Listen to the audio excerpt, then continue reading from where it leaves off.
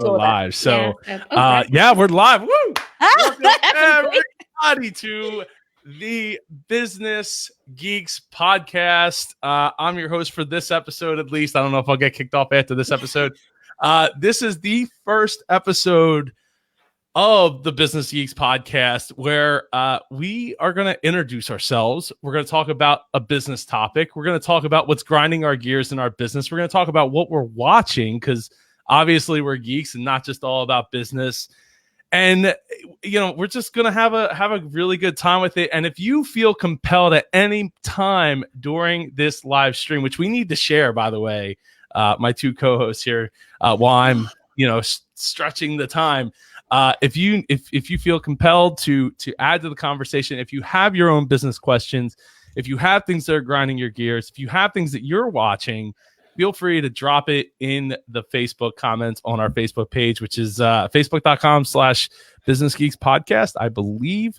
And we also have our own website, businessgeekspodcast.com, which currently only has like our bios on it. But once this episode goes live and all that, we will have more to share. But right now, I want to introduce my co-host here on this show.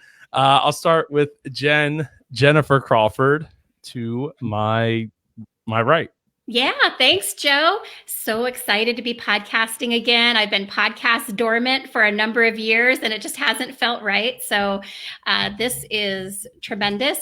I am a longtime business owner and entrepreneur. Started my first business at the age of 19 and grew that into $1 million business.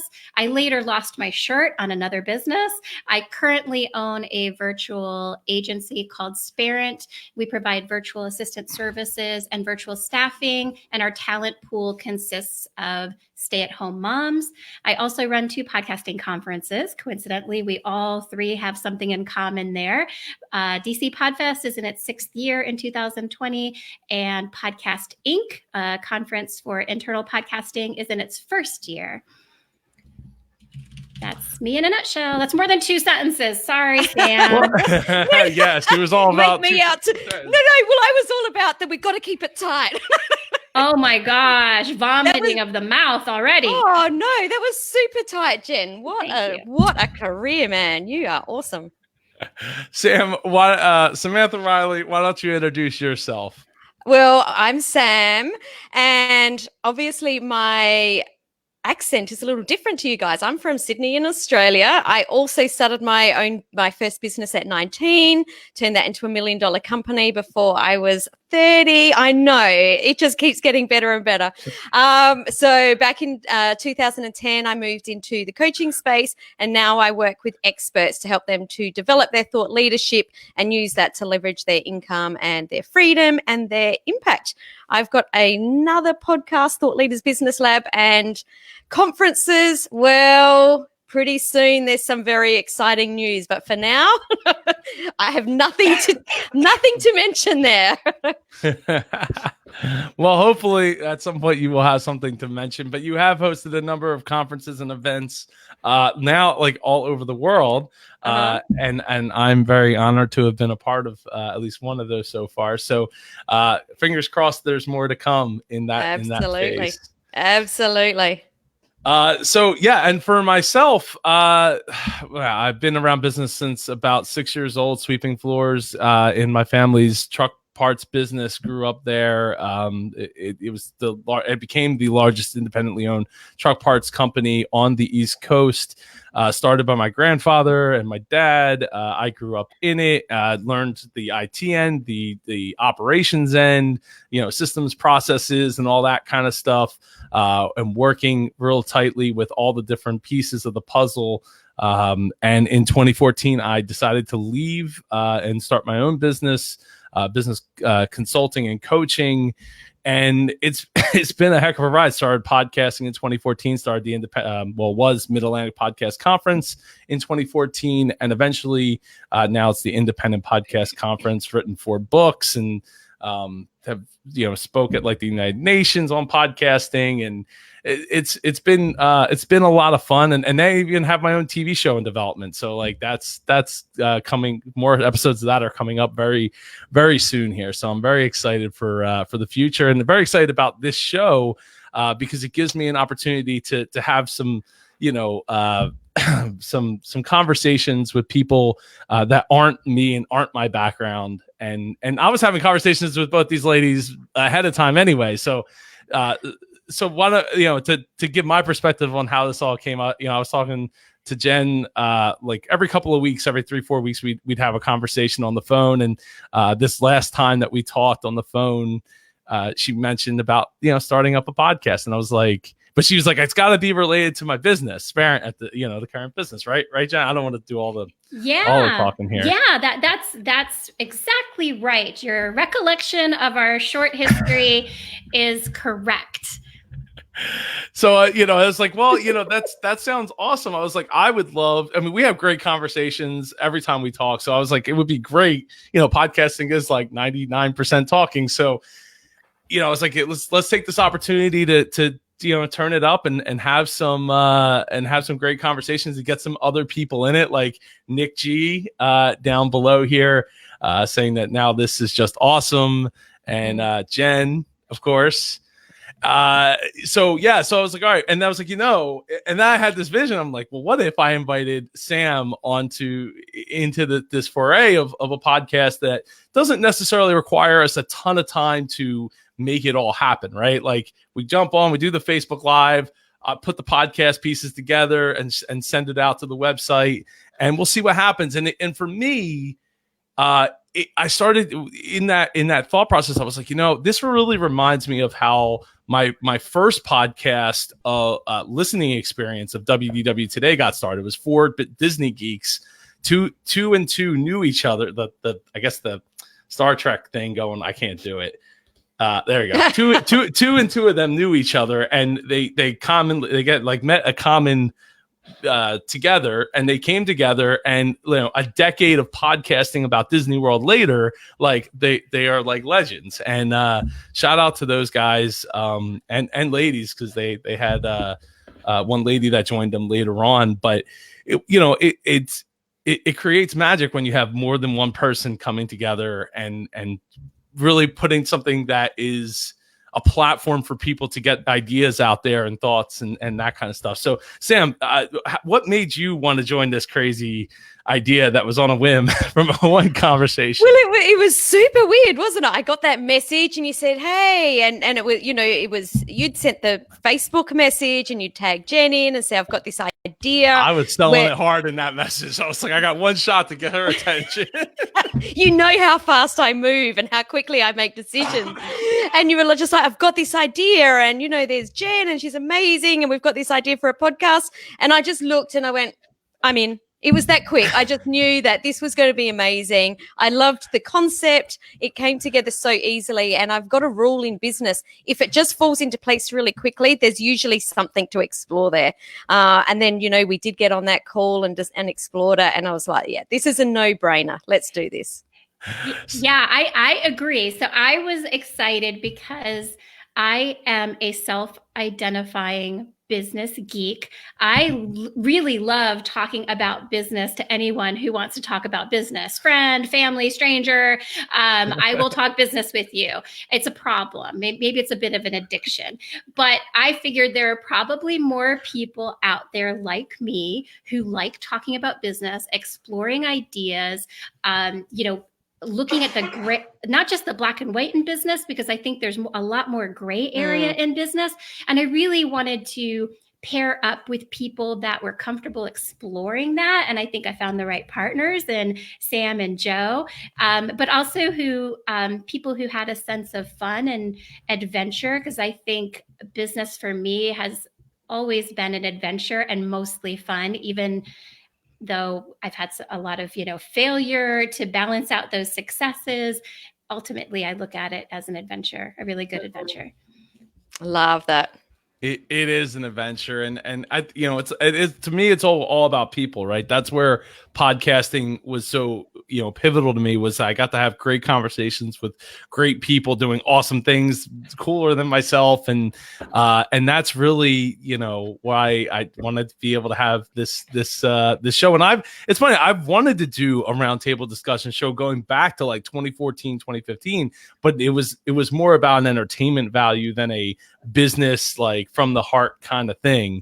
So I'm glad that, it took a few years, but I found the right people that were like, yes, I want to do this. Let's do it. And then, within an hour conversation, we had like logo decide, colors and website and name and everything all figured out. So it just when it comes together easy, was it a hard deal is a bad deal. And like, that goes back to my great grandfather. So this wasn't a hard deal. It wasn't a hard commitment to say, you know what, once a week, we're going to get together for an hour, talk business.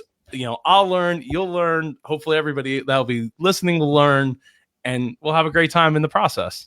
I think you're right. I think that's a great lead in to today's topic that we are exploring with the audience out there. So we wanted to talk about the sharing economy a little bit and unpack some of the pros and cons.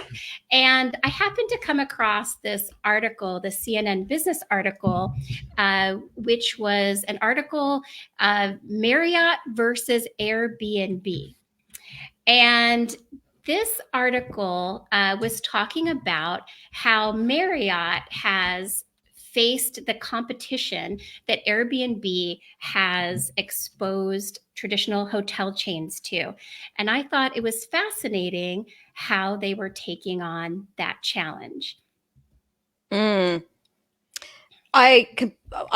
you showed me this article, Jen, I got super geeky and nerdy because back at the end of last year, I actually, just for my own amusement, put out a post on Facebook asking, do people prefer Airbnb or hotels? Because going back, we know that back in 2014 that Airbnb like really cut hotel profits, and I think it was as much as nearly 4%. Like, it's a huge number. And I know at that time that a lot of us, well, certainly me, was thinking that hotels were going to really lose a massive share of their market. What is really interesting, and the reason I put this post up, was because I actually have swayed back from Airbnb and started going back to hotels, because if I'm on the road for business, I want to just cruise into the hotel. I want someone to give me my key. I just want to go upstairs to a bed that I know will be made to a certain standard, where I know that all of the amenities are in the bathroom, and where I know that I can just dial down to someone downstairs if something's not right. And if I'm on the road for business, that isn't necessarily what I'm going to get from Airbnb. So what I loved about this article is they've understood that there are business travelers and there are people that are traveling for pleasure with their families. And I think that this article pulled that apart really well. Yeah, it absolutely did. And what I loved about it is that here is Marriott. I mean, they are a behemoth in the industry, and they are approaching 100 years of renting out hotel rooms. That's been their business. Here comes Airbnb, who is just now turning 11 years old. And this young company posed a threat.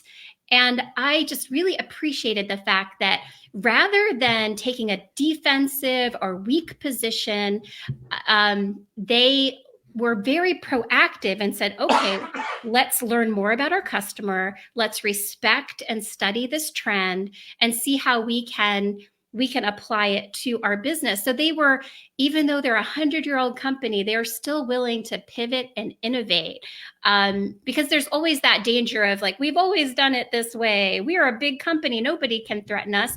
But they didn't have that ego, I guess. They were smart. And I have to say, there was a woman at the helm that led the charge in this, what are they calling it? Villas, and they have a name for it. Homes and Villas I didn't write program. it. Yeah. Stephanie Linnartz is Marriott's Global Chief Commercial Officer, and she was the one who spotted that trend and wanted Marriott to compete with those 3 out of 10 people. In 2008, they did a study. So 3 out of 10 people will stay in an Airbnb or some equivalent rather than a hotel, and they wanted to capture that business. There's something else that they picked up there as well, is that most of those guests stayed an average of 5 or more nights in the home rentals and only 1.5 nights in the hotel. So they also understood that people were using the 2 facilities for very different reasons. Yeah, brilliant, right? Brilliant that they knew that they learned more about their customer. They actually surveyed them to find this out, and then they watched their behavior when they piloted this program. I mean, it's so smart. And I think if you have a business, if you're not paying attention to your competition, both current and new competition, and you're not willing to respect that there may be a new player in town that's going to shift consumers' desires and needs, maybe change their expectations, and you're not willing to change with that tide, then you're putting a severe threat on your company. Totally. Yeah.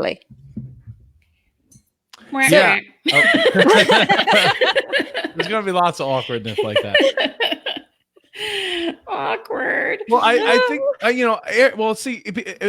Airbnb has B&B in the name, right? So it's bed and breakfast, and not like, I would never consider, even prior to Airbnb existence, like, oh, let me go stay at a bed and breakfast for my business trip, right? For my business needs. And in a lot of cases, those were more expensive than what Airbnb provides. Though in some cases, I mean, I remember we were in Boston, and a friend of mine, Joey Kissimmee, was like staying on an air mattress in an apartment that the lady was still at the apartment like while he was staying there, and it was like $200 some a night because it's Boston, it's Boston, and it's just super expensive. So I, there's always going to, but it was cheaper than getting a hotel room at like $350 a night, and he just needed a bed for him, a spot to sleep. But I think that when it comes to surveying, I think that when you look at like the other companies like a Disney, not to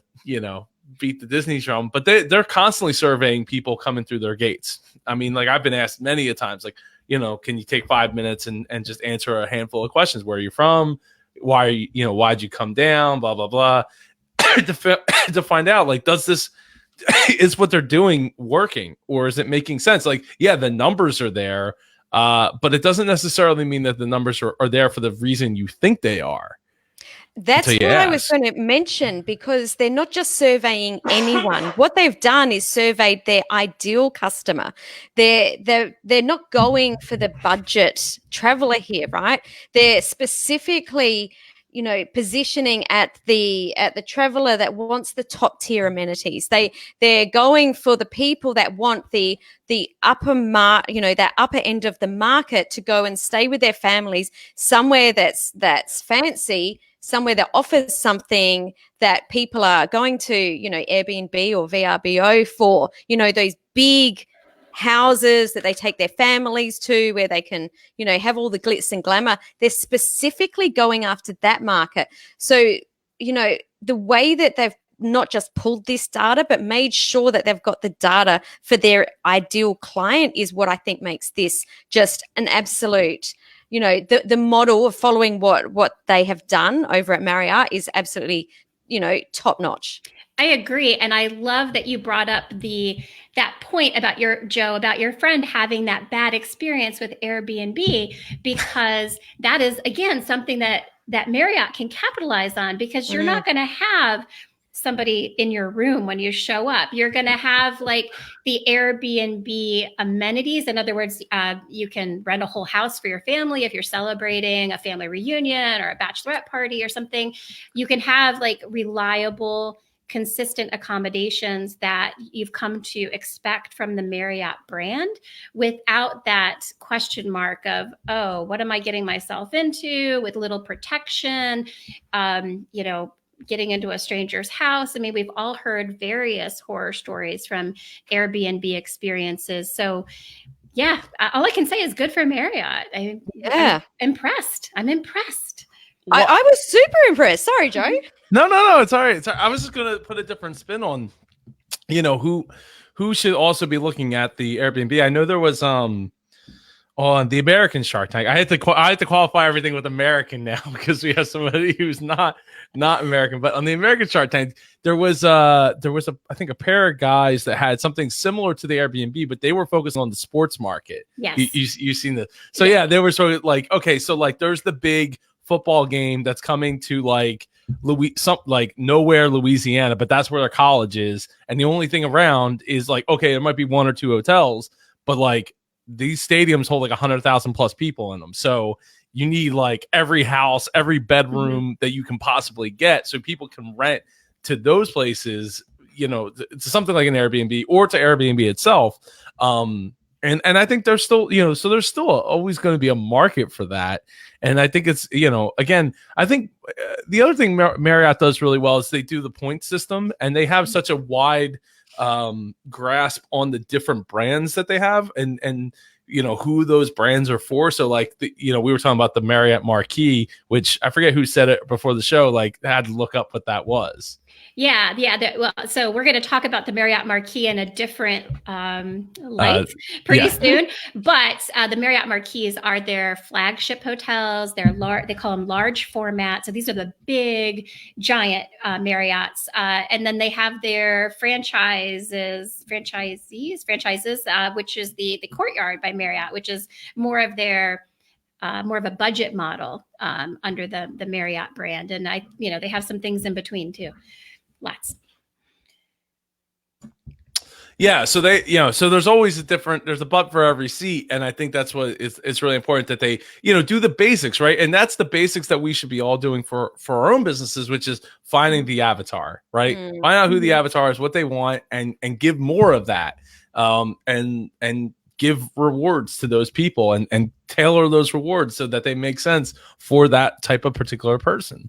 So yeah, I definitely congratulate them for going back to the basics of figuring out who the avatar is, who's actually using this product that we offer, and going back to square one. Yeah, it's interesting that you said that, Joe, because in my research, I found that apparently in 2018, they did another, poll. This is the Focusrite poll. They found that 72% of travelers were members of loyalty programs in 2018. And that was the highest level in 5 years. So in response to the threats by Airbnb, a lot of hotels beefed up their loyalty programs. It was just Marriott that took it the next step into actually kind of going head to head and providing, these properties that were similar to Airbnb properties as opposed to just single hotel rooms. So pretty interesting how Airbnb came on, 11 years ago and has changed the economy.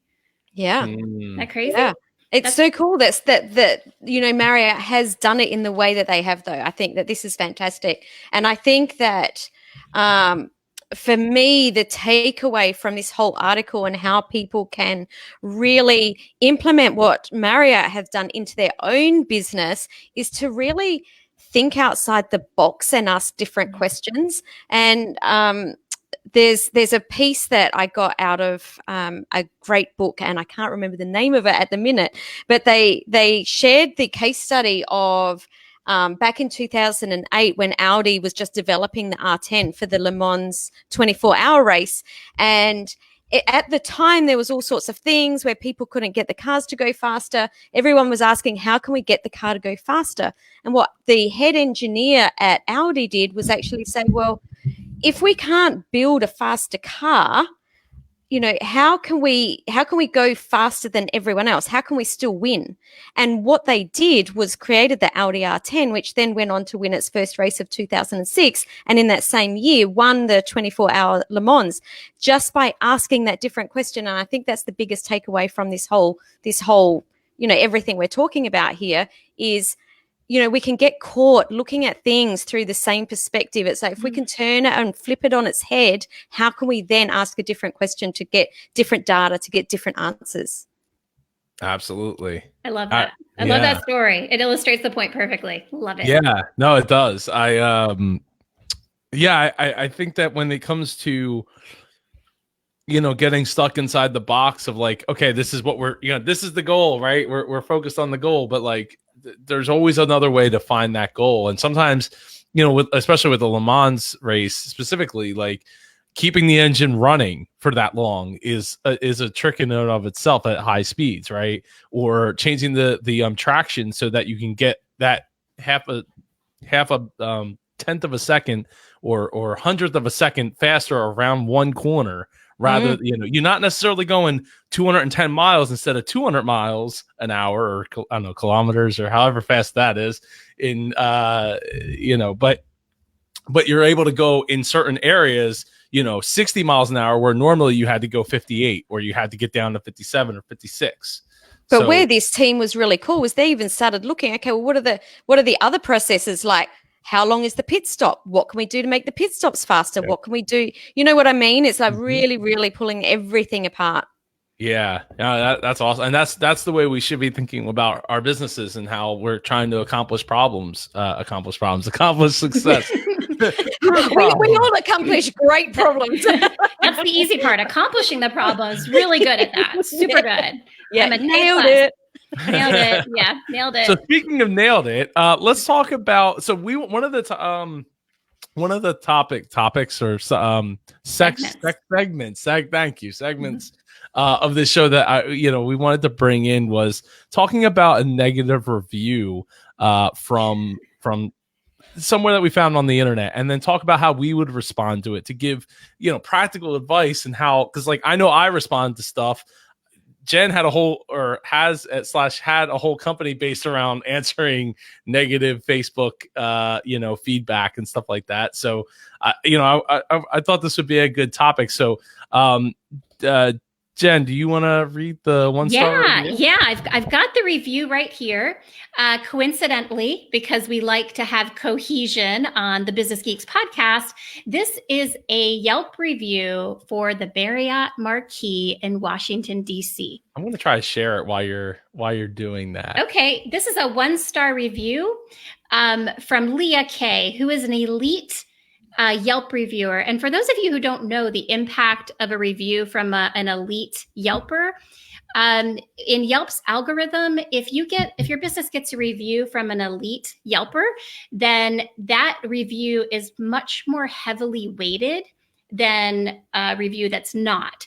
And so it will rank higher. So when people go to your Yelp page, your business's Yelp page, they will see those reviews ahead of any other reviews. So if an elite Yelper gives you a 1-star review, it's pretty impactful, and it weights more heavily in your overall rating. So I mentioned that because Leah is an elite 2020 Yelp reviewer. She has 720 reviews under her belt. This one happens to be a 1-star review. I did go to Leah's other reviews to make sure she was a balanced reviewer. And Yelp also does that, and she is. So I think this is a fair review. This reads, "This place is a beautiful facility, but I would never recommend it to anyone. It is truly some of the worst service I've experienced, and from such an expensive place, it's definitely worse. For starters, I arrived for my friend's wedding. She not only had a suite, but an entire block. I showed up with an actual trunk full of stuff and couldn't get someone to help with either taking the stuff out of the car or with parking. Seriously, I found someone, asked them, and then was brushed off. Thankfully, one of the other bridesmaids was there and waited with the stuff while I went to try to find someone to park my car. They've only got valet, which, by the way, for a hotel that's this expensive, parking is also wildly expensive and delivered with awful service. Flashing forward, hours later, when I went to get my car, it took almost 30 minutes to get my vehicle. During the stay, we tried to call room service and no one answered. I went downstairs to ask to buy beverages and have some silverware, and it took quite a while to make that happen. This is by far the worst Marriott experience I have ever had. Seriously disappointing.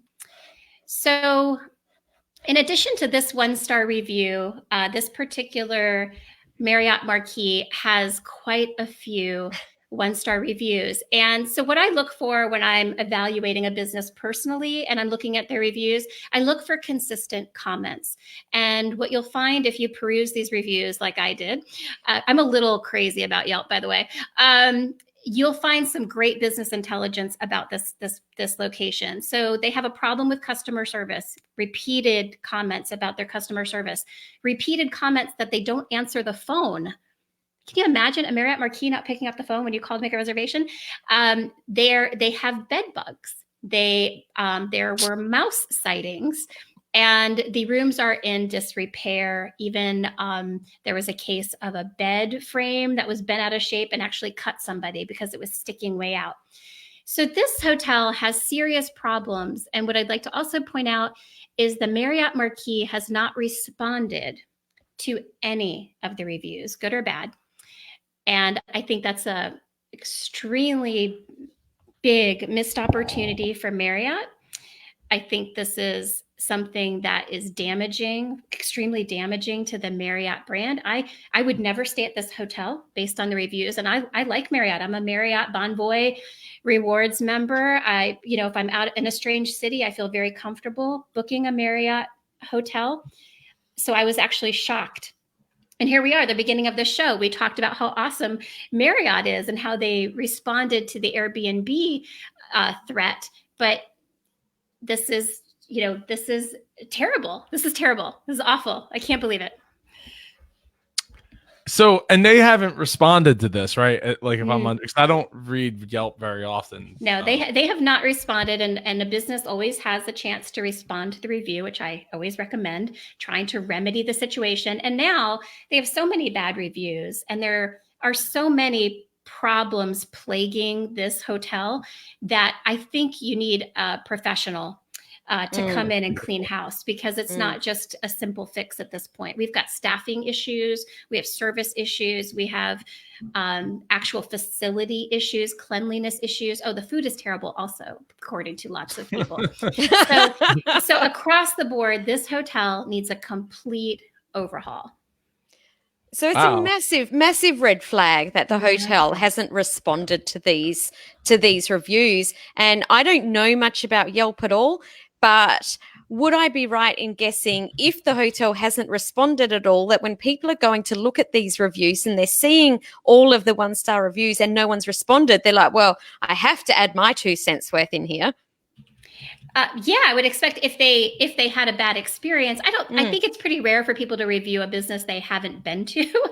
But what Marriott is not seeing or doesn't have any proof of is all the business that they're losing. I guarantee you they're losing tons of business because somebody looking to book a hotel might be looking at their online reviews first. At least I always do that, whether it's Yelp or Google reviews.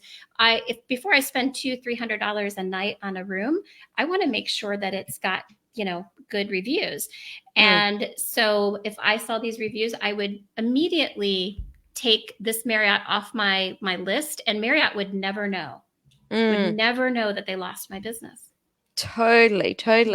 So apart from, I guess, using these reviews to not have an opportunity to follow up with the people that have left a bad review, it's also a massive missed opportunity to realize, oh my goodness, we need to change the culture in a hotel. We need to do some staff training. We need to do some renovations. We need to, really step it up to get these customers back. And Nick, one of our audience members, asked if it's best to encourage reviews or let them come as they do. I always prefer honest reviews. Like, if you loved my business and loved my service, please give me an honest review. With that said, I do remind my clients anyway to give a review or ask them for a testimonial if they've been happy. I don't think that's bad as long as it's coming from an honest place. What's worse, I think, is ignoring the reviews altogether, not claiming your Yelp page, not responding to a negative review, not not being able to set your ego aside from your business and take this is all like such good business intelligence. Like someone from Marriott that's higher up could take all of these comments and know exactly, have a blueprint for what they need to do to make this right and to turn the tide. So this is such good intelligence. So if you could set your ego aside and look for those consistent comments, good or bad, that's the truth about your business. We had a very similar instance just recently where one of our clients wasn't totally happy with something that was happening. And, at first it's like, oh, no, I don't want to deal with this is the feeling. But of course we do. And he's turned out to be one of our best clients. And because we've opened up that conversation and said, not only do we want to fix this, but please tell us give us as much feedback as possible. And let me tell you, we've probably put almost 10 new procedures and systems in place just from working with him. And from there, he's actually gone on to say, I really am looking forward to working with you long term. And that could have flipped very easily if we hadn't have done anything. I literally got goosebumps. I'm such a business geek. I literally got goosebumps when you were telling me that story, because that's what happens. Because unhappy customers that are really loud, they are not expecting you really to fix it, because that's not necessarily the predominant experience in customer service. But when a business does head on, try to, listen and then fix, then you're going to take that upset, angry client and they're going to become your most loyal because you actually cared. And that's all really anybody wants, right? They want to be listened to and they want to be valued as a customer. And when you do that, you've got a loyal client. And then you've also, like Sam pointed out, you most likely improved your overall business. And I mean, you should really be paying these people that complain, in my opinion, because it's better than any business consultant is your unhappy customers. So absolutely. Yeah. Absolutely. Yeah. So what I would like to add to that is, yes, I would definitely actively encourage reviews. And here's why. A friend of mine, has a pressure washing business, and his business got bombed for $10 with bad reviews, hundreds of bad reviews overnight on both Facebook and Google, and it was obvious they were fake. I mean, that they're all from India, and he's a pressure washing business in South Jersey. He's not worldwide or by any sense of the word, but it took him months to get those reviews removed. And in the meantime, it made his business suffer, right? Because people are looking at the star rating just as much as they're looking at the specifics. So if people don't do their active research, they're just going to the next one, right? Especially with a service-based business where if you're a plumber, if you're something that's just like a dime a dozen, I'm just moving on to the next one. I'm not even reading to see why is it so bad? If I'm in a rush because I need that service. So I would absolutely encourage reviews. And I would definitely encourage replying to them. A lot of times the way I'll reply to them for our repair shop business is explaining a little bit and basically asking for them to reach out to us. And I know when you were I forget which one you were saying was it Sam? You got 10 new processes out of talking with that person. I remember with Mid-Atlantic Podcast Conference. So we had a pretty negative review. It was private, customer feedback survey, the annual survey thing that we send out. And part of it was asking for their phone or their email address and name so I could reach out to them and schedule a time. And I was able to turn a really negative feedback into something really positive. And they were like, oh, I get it now. And they were they had a whole different outlook on how it was. And I got to learn that I needed to do a better job of explaining parts of the conference so that people understood what they were getting themselves into. Mm. And it's not just different ways of explaining. It might be different things that you're doing that are just straight out not really achieving the outcomes that you want to achieve. So there is just so much that you can get from, as Jen said, A, listening, like really shutting your mouth and listening. B, thanking people and apologizing. And 3, what are we going to do to move forward? Yeah. And that's the other thing. Like I said, like you don't have to have somebody bomb your company. I mean, Nick, you have a painting company, right? It's not a worldwide company, but the same thing could absolutely happen to you where somebody spends $10 on Fiverr for 100 negative reviews to go to you because they're really mad at you for whatever reason. And if you don't have positive reviews to counteract that, then you just went from like, hey, I had 5 positive reviews and now I have 150 reviews, but it's 1 star. I went from 5-star, 4.5 star to 1 star. Like now it's not looking good for you. Mm. Yeah. And it's easy to take the, head in the sand approach with reviews. I know I had a client one time and I was actually one of the first people to review their business on Yelp. And I noticed when I did that they hadn't claimed their Yelp page. And so I contacted them to let them know that the review was there and that I noticed they hadn't claimed their Yelp page. And it turns out that was very intentional on their part, that they were so afraid of trolls and negative reviews that they decided that they were just going to just pretend like Yelp didn't exist. But unfortunately, you really can't do that because whether you're there or not to respond, people are going to be writing about your business, good and bad. And it's always the extremes, right? When you feel extremely happy and have like an outrageously good experience, you are more inclined to write about it.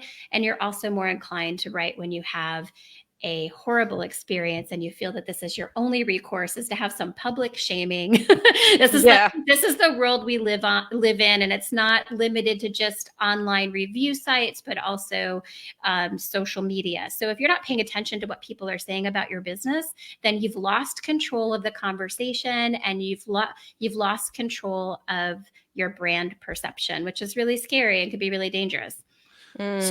So I as part of this topic, I mean, we've obviously covered how to like why you need reviews and all that. And I think like, cause to be part of the segment, I think we need to round robin this and say like, how would we respond to this review? So who wants to volunteer to go first? Well, I think this is Jen's wheelhouse. Oh my gosh. This one is a little challenging because I know it's not the only review and this is such a neglected establishment. But I would reply and also see if I could communicate with her offline, just because I would want more details of like who she dealt with specifically, what dates she was there. I would definitely invite her back with a free stay that was equivalent to the time that she was there, including room service, and to try to make it right.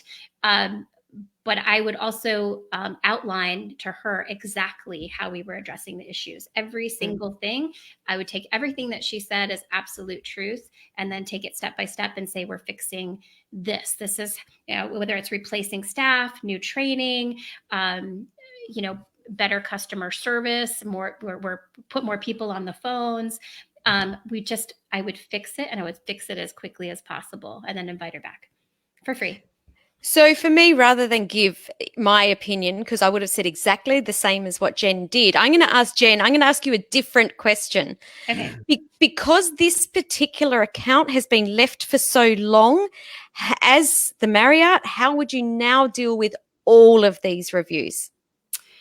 Yeah, it's so tough. I think that, there's some systematic issues that somebody from Marriott organization needs to come in, like probably a whole team of people need to come in and work on this hotel. And I would probably have somebody that is skilled with customer relations, like a customer relations manager, go through, and I would respond to every single review and say, hey, we are fixing our hotel. Thank you so much for pointing out the things that were wrong with it. This is how we're addressing it. We have a whole team coming in, and we would invite you to come back as our special guests so we can unveil the changes that we've made and so we can be proud of this hotel again. It's a tremendous amount of work and expense, but Marriott is a big enough brand. They have the resources to fix this. Not every business would be able to, but they have the resources. It's a shame that this is happening. Yeah. So the biggest takeaway there is deal with everything as it happens. Yeah. Yeah, I would agree. I would like to add that I've tagged the Marriott in this Facebook Live. They can hire the business geeks. The business geeks would love to help. If they listen, I hope they can appreciate that we've had a lot of really positive things to say about Marriott, and this to me seems like an anomaly that's just so out of character for the chain that I felt like it was worth pointing out in the scope of our discussion. Yeah, they can do it. You can fix this, Marriott. I have faith in you. Yeah. Well, I was at a Marriott owned resort. I don't really necessarily want to say the one, but we were down in the atrium, and Jen knows what I'm talking about here because she dropped me off at this said place. And then before we're going to get dinner, and there's we're in this giant atrium, and there's a house looking hut kind of thing in it. And when my friend looks up and is like, oh, there's a roach there. Just kind of chilling, walking around. That actually gets a little bit tricky because roaches are they do hang around food. So that does get a bit tricky. And how funny. I actually know which Marriott you're talking about, and I've stayed there and it was fabulous. So really? I just want Marriott to know, yes, I have a free night. I haven't had a bad Marriott experience. I've stayed at quite a few, so I'd like to go on the record. But yeah. And so Nick says, yes, wouldn't a PR person have a part in that too? I would say, there should be somebody on this. I think what's most disturbing about this is that only 3 people clicked useful for her review, which either means people aren't taking her review seriously, or people are taking it seriously and not clicking it, or, and it just seems really odd that only, that's such a high. If there's that many 1 stars, they may be scrolling a lot and not stopping to click. Yeah, I mean the Marriott overall review is 3 stars with 304 reviews. That's not great. When you're at 3 stars, people are looking for 4+ stars. If I don't see 4+ stars, I'm not going to do business with you, most likely. Yeah. Wow. I mean, it's a beautiful atrium there. Yeah. Anyway, so does this bring us to the grind your gears segment? Yes, now? I think we should talk about what grinds our gears this week. So what we wanted to talk about was with each episode is what grinds our gears in our business right now. What do we have to get out that's inside of us so we can release a little bit of stress and hopefully get some positive feedback in return. So who would like to? Oh, can I start? Go ahead, Definitely. Yeah. I think that the discussion that we want to have this week around what's grinding our gears is around when we're connecting with a new network, whether it's at a networking event, whether it's on social media, whether it's Facebook, whether it's LinkedIn, that we're connecting with a person to build a relationship and not thinking of the person that's opposite us as, oh, a new person in our funnel. I have been noticing this a lot on LinkedIn, and I know, Jen, you've got a different way of, or a different perception of this, but people that I'm connecting with on LinkedIn that aren't even saying, well, there's 2 things happen. Either, hi, this is who I am, buy my thing, or hi, that's it, and next minute I've been enrolled in their email campaign and they're spamming the heck out of my inbox. I don't even know if I want that person's thing. And even if I did at that point, I'm so turned off by the way they do business. It doesn't align with my values that I'm just not interested. And I think that we've got all these amazing tools at our fingertips, CRMs and social media, but we're still doing business with real people, and that doing business in a way that we would want business done to us, I guess, is the biggest opportunity for us in 2020. Number 1, the biggest opportunity. It's what I call lazy business. It's so lazy. People just want easy. Business is not easy. A funnel does not solve all your problems. I agree, like that personal interaction. So I'm having something similar. I have noticed exactly what you've noticed on LinkedIn. And it's such a great place to really connect with people. Awesome platform. It's an awesome platform, and people pollute it with their auto DMs and their robotic messages. It's so sad. So what I would like everyone to do that owns a business is to read the Canned Spam Act. It's very it's really good reading. It's so interesting. So there's plot twists, all kinds of things. No, it's it's not that bad. It's written in language I think most people of average intelligence can easily understand. So one of those things is if I give you my business card at a networking event, I have not consented or signed up for your email list. Doesn't give you permission to put marketing materials in my inbox. It's actually against the Canned Spam Act. It's also against the Canned Spam Act to send me a marketing email and not have an unsubscribe link. Oh, hallelujah. Yeah, that is bad news. I could turn you in. I could to the FTC and you'd be in big trouble. So somebody had sent me an email. I don't know where it came from. I don't remember meeting this person actually, but she sends me this email about her webinar because everybody's got one, and it's a sales email and there's no unsubscribe link. And I was like, that's annoying. So because otherwise I would have just unsubscribed, been done with it. So I emailed her back and said, hey, unfortunately, I didn't see an unsubscribe link.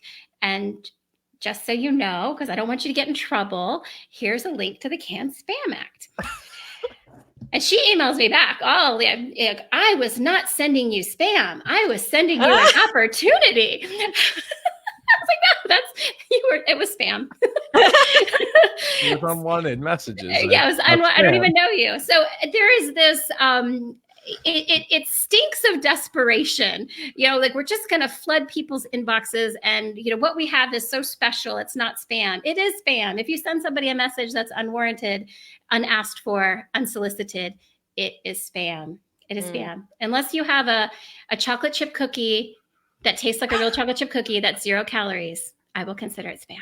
Unless you're selling me that. Okay. Then you can just spam me all day long. But that cookie might be like $30 a cookie. I don't. Yeah, that's fine. That's fine. I'll pay $50 a cookie if it really tastes like a homemade. Please, nobody send me anything. I know that's probably going to open up something. But yeah, and it's like what Sam said. It's good old-fashioned marketing will never go out of style. Like that face-to-face, that real connection, that real interest and curiosity about somebody with no agenda. Like you don't have to have an agenda. Just build relationships and good things will happen. Come from a genuine place. Care about people. Support other people. I mean, things will happen. Good things will happen. Good makes good. It really does. And I don't know about you two, but I have made the mistake every now and again. Like all of us make mistakes, and there's some sort of things that I've done over the years, and then now I just shudder. But it's about just acknowledging, that's probably not the way I wanted to show up, apologizing, opening up the conversation. It's amazing what you can do by opening up a real live conversation with someone. Yeah. So I would like to give a little bit of a different take on this. Right? I love it. It's not that I'm taking people's email addresses and putting them into my, no, it's quite the opposite, kind of like the opposite. But I think it's interesting. It's more like a commentary about how interesting it is that people get so personal about their inboxes. Yet we get spam in our actual inboxes out in front of our house every single day. And there's like zero that we can do about that except receive more. And the other thing is it doesn't have an unsubscribe, but you could block them. And to go along with all of that, when there was back when Facebook had the brilliant idea of like adding people to groups rather than inviting them to groups, I saw so many posts about people complaining about this. I'm like, just hit the leave, leave the group. Like what? I don't even understand what this is bothering you for. Like, this literally should have the least amount of impact on your life, but it seems to bother people enough where they're going to post about it. So like, I get being added because I don't like to be rude either. Right. Like I don't want to be rude about like, oh, I unsubscribed to you. In fact, there's some that I have left on because I don't mind reading it once in a while. We all know how much I don't read, but I don't know. It just doesn't bother me as much. And it's also funny that most people, and I'm looking at you, Sam, and I don't know about you, Jen, have like 30,000 emails in their inbox anyway. So what the hell's the difference? Because we want to see the important ones, and sometimes, as long as there's an unsubscribe, I rarely get worked up. I just kind of accept that this is the world we're in. However, I was at a networking event recently, and I met somebody.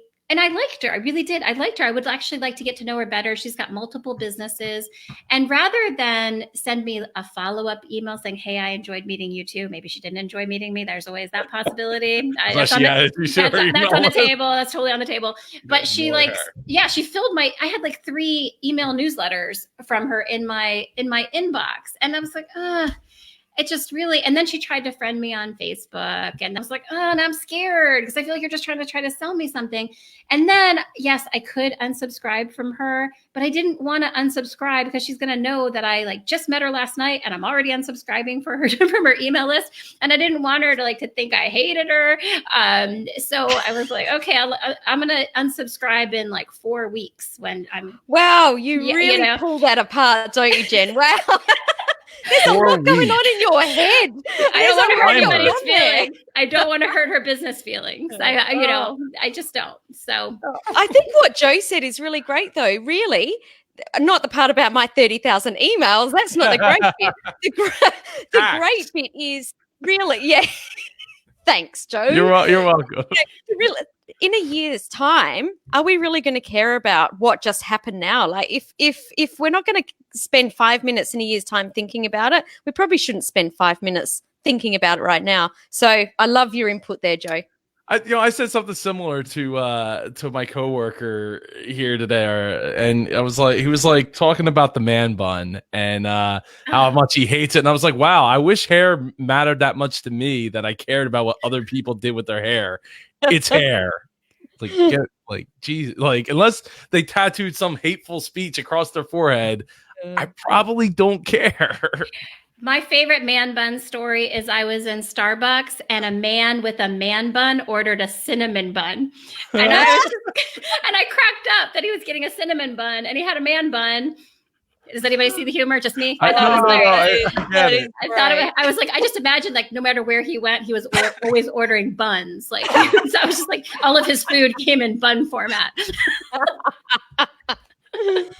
Oh, wow. We should move on from the buns.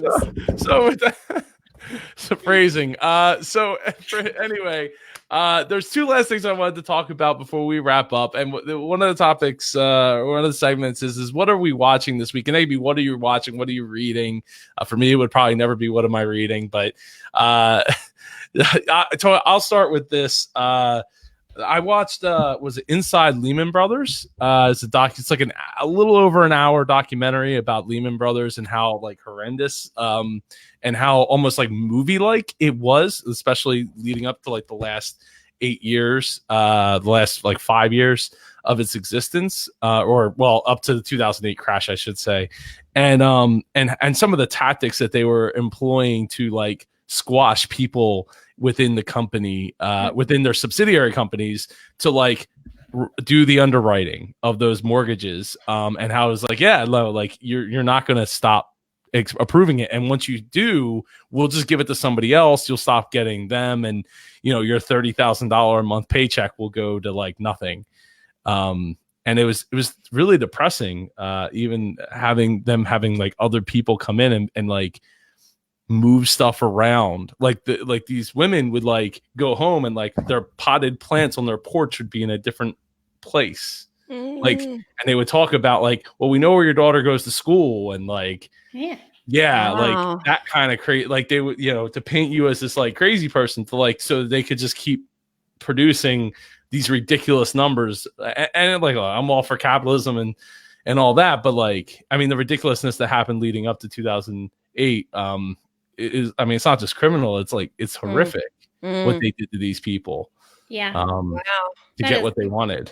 That is horrible. It is. And then with the whole bankruptcy thing, they're basically like, yeah, like you're never going to see like any money from the lawsuits, from like the sexual harassment lawsuits to the, basically life, not destroying, but like heavily changing their lives. Where are you watching this? Is this Netflix? Where did I Amazon? get it from? It might be on Netflix. Okay. I'm going to pull it up now if one of you want to go next. You can go, Jen. You've got a cool one. Yeah. Okay. So my business read lately has been Story Brand by Donald Miller. I have a lot of business books I have behind me in that nice pile. Most of them I haven't read. This is one I've read, and it's very good. My key takeaway from it is that your business is never the hero. You need to position your customer as a hero in the story that you tell. And that lesson led to me tweaking a lot of language on my website. So that's my takeaway. My guilty pleasure, I watched this show, episodic show called Spinning Out, starring January Jones on Netflix, about an ice skater. A lot of craziness happens. It starts kind of slow, and then all of a sudden you've got all kinds of things going on. I highly recommend it. And this isn't, I don't know, this might not fit, but do you guys know about Rocket Books? No. This is something I got as a gift from actually one of my business clients. Rocket Book is a digital notebook. So there's real pages in here, and you use one of these, what are these, friction pens? They're erasable. Mm-hmm. So this is the cool thing. Not only is this reusable for life, like you can just write as many times as you want. All you have to do is wipe it off with a damp cloth. But before that, you do that, there's an app. So you can upload your notes to Dropbox, Google Drive, whatever, Slack, whatever platform you use, you can digitally upload. And there's also like a handwriting recognition thing, so they can also transcribe your notes into text format. And it is a game changer. I am no longer killing trees, and I could take notes to my heart's content and then just upload them to the cloud and start over. Rocket Book. This is like, everyone should have one. It's the best thing. You've just changed my life. It changed my life. I am the person that has notebooks everywhere. It drives Leon insane. Me too. But this is, in my head, I'm just like, because I like to take notes when I coach my clients. Now I don't need to get someone to type them in anymore. I can just upload them. It's genius. It is genius. It is the best thing since sliced bread. I think it's better than sliced bread. Better. Not buns, but bread. Yeah. The best thing since a man bun ordering a bun. That's so cool. Well, guys, I want to share what I've been watching on Netflix. This is super nerdy. I love documentaries, and I've been watching One Strange Rock, which is a documentary series about how our planet came into existence, about what's happening to it now.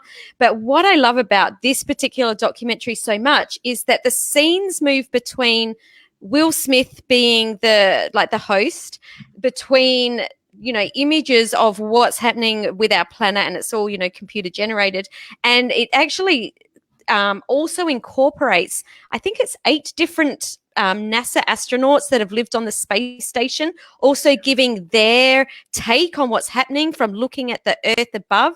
And it is absolutely brilliant. So I cannot recommend One Strange Rock enough. Sounds amazing. It's super geeky. Super geeky. Definitely want to watch it. Definitely looking forward to watching it. So I think you actually gave this segment a better name, Jen. Was One Cool Thing. Is that nice work? Yeah, right. I think. Was that me? Yeah, you were like, you're the smart one. You said this cool thing, and I was like, one cool thing. Like, that's so much better than like, what are we watching this week? And you're like talking about Rocket Book, and when we talk about books or something else, like some crazy fad thing that we're doing. Like building yoga. You got to do it on top of a building, like hanging off the edge or something. I don't know. Yeah, I love it. Sure. That's not what we're watching. That's what we're doing. So one cool thing. So the last thing I wanted to talk about this week was Nick says yes, and inexpensive on Amazon. So I will definitely be checking that out because I do love writing in notebooks. But my problem with that is again, like Sam said, transcribing it or having it with me wherever I go and like in my phone. That's why I use Evernote for like a lot of things at this point. Or a combination of like Google Docs and Evernote, just so I always have it with me. Anyway, the last thing I wanted to talk about this before we wrap up and all that is, what do we each expect to get out of this show? Like where do we, because it'd be interesting, like episode 1 versus like episode 100, you know, like because they're always so different, right? Yeah, like chucking it into the can and like chucking it into the time capsule. I think it's well, I'll jump in first then. I think it's really cool to talk about topics that are trending and then really see how we can take the learnings and take out key points that we can use in our business, because success leaves clues, right? And even just talking about Marriott, and whilst that might have nothing to do with us and what we do in our business, there were so many takeaways that we can share to help people, you know, grow their business or even to start thinking about things in a different way. So I think that I want the biggest outcome to be is to have people asking better questions or to be hearing different perspectives, because I can guarantee that all three of us are not going to agree at all times. And I think there's beauty in that.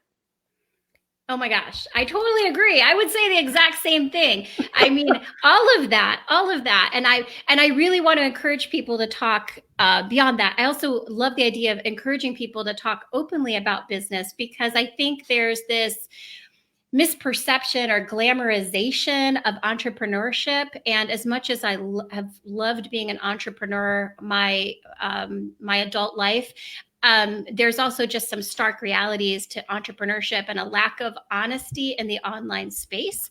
So I'd love to bring honesty back to business, honest conversations where we can all learn from each other and grow.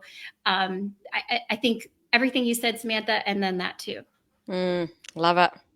I absolutely love it, and that's one of the reasons I'm so glad that I got to bring you two together and be a part of it and get to learn in the process. I think what I want out of this, and I know I think I texted both of you about this idea of a mission for the show, and like for me, I really would love to see the show help generate $1 billion in revenue for the businesses that it touches, right? The people that listen and the people that come together to not only learn from it, but to teach others. And I look forward to the community that it builds, because that's really, for me, like I was saying in the very beginning of the show, like WDW Today, the community that they built meant it's still, I mean, literally, I just got a text from one of those people right now because I'm going back to Disney in March, but you know, it becomes like a forever family, and a forever growing. So I'm looking forward to see what we can do as far as helping other business owners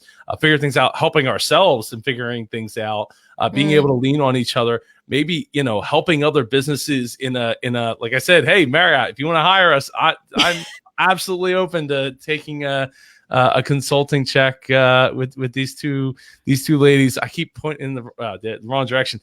These two ladies over here and helping you turn that specific location around. But you know, as well as any other business that's looking for that kind of help. I mean, we all the three of us have very different backgrounds and different expertise, and we all have different businesses that we run now, right? And that's why I thought, like, hey, the three of us together, not only do we have this background, but we have the ability to bring, you know, and the perspectives, but bring the level of help to not only for ourselves but to our businesses, and as a lead generation too, right? We're the goal for the three of us is to help generate leads for our businesses. So as well as, you know, building a community here and see where that goes. So I'm full on board, looking forward to doing that with the two of you, and it's an honor and a pleasure to be able to get to be a part of it. Honestly. Thanks, Joe. Likewise. And And this is only episode 1. And look what we've covered in one episode. Go us. I hear, we did it. We did it. I was nervous. I was nervous. You were nervous? Of course I was nervous. I'm not a professional. Like I'm a geek. I'm not made for camera. I'm not made for public consumption at all times.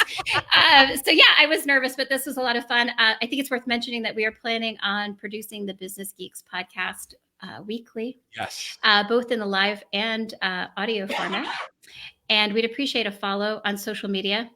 I'm not sure what our social media handles are because it's new. It's all new. But Sam probably can tell you where to follow us. I can. So we're on Instagram at Business Geeks Podcast, on Facebook at Business Geeks Podcast, and Twitter at Biz Geeks Podcast. Good. We got a good handle. You better follow us. I don't know who's going to be in charge of our social media, but one or all of us will be. We'll get interns. Isn't that? I don't know. Do we have a staff yet? What? Not yet. You gotta get incorporated first. Anyway. Get our international LLC on. Yeah.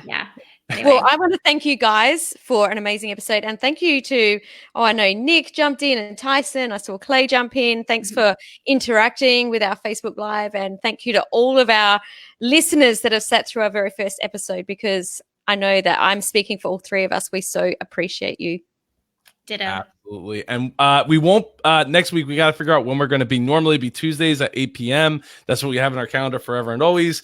But that was a conflict for next week. I'm so mad at you, Joe. I'm seriously mad at you. I mean, I wanted it to be on. I'm so mad. You notice I didn't reply to that Facebook message. I did notice. Like, I'm mad. Sam was like, no, don't move. Don't keep the. I know that's blame me because we're on the committee meeting, and I'm like, we can't move the meeting. Jen will be okay. Whoops, shouldn't have spoken for Jen. Yeah, I mean, maybe it's on my calendar, my permanent record. What does it take to have a successful podcast? Consistency. Yes. So after maybe we'll do Monday instead. I don't know. We'll figure it out. We'll sort it out there. Anyway, everyone, I hope you all have an amazing week. And if you want to reach us, facebook.com/Business Geeks Podcast. Reach out with your questions and maybe you'll get answered on the next week's episode. I don't know when next week's episode is, but it will happen. Anyway, take care. Ciao.